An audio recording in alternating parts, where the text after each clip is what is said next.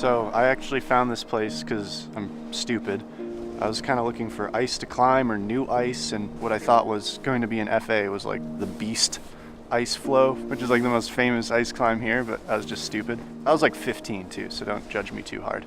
On the way back down, I saw the monolith boulder, which has that laser cut seam up it. It's like, wow, that's really cool. What a neat boulder. Then I kind of walked this way and I saw this hand crack and I was like, oh, wow. And so those two boulders were enough to kind of get me to come back. Then I started looking around more. We kept finding more and more boulders. It turned into this thing where a few times a week we'd buy a couple pizzas from Gold House, come up here, have a little party, and then everyone would go out and find a line that they thought was really cool. We'd kind of talk about if we thought it was worth cleaning off. If we did, we'd clean it, we'd project together, and it was a really fun time. You can kind of see on this crack behind me that there's just about a foot on either side where the moss has been cleaned off, and that's kind of how all the lines here are versus, I bet you I could start 10 feet further right and it would be even more heinous, and then they kill all that moss. And so why not just keep it to these big, aesthetic, beautiful lines?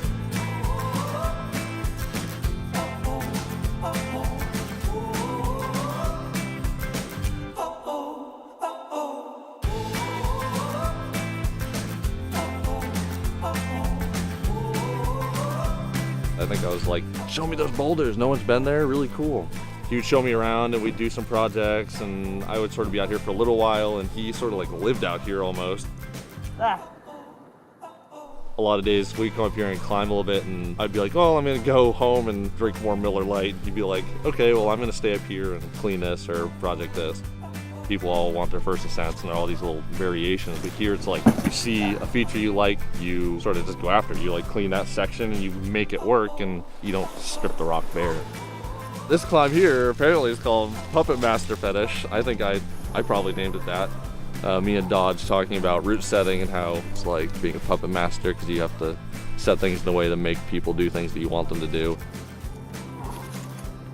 There's a lot of stuff that's like undone because Dodge doesn't want heavy traffic in here before he has time to establish everything.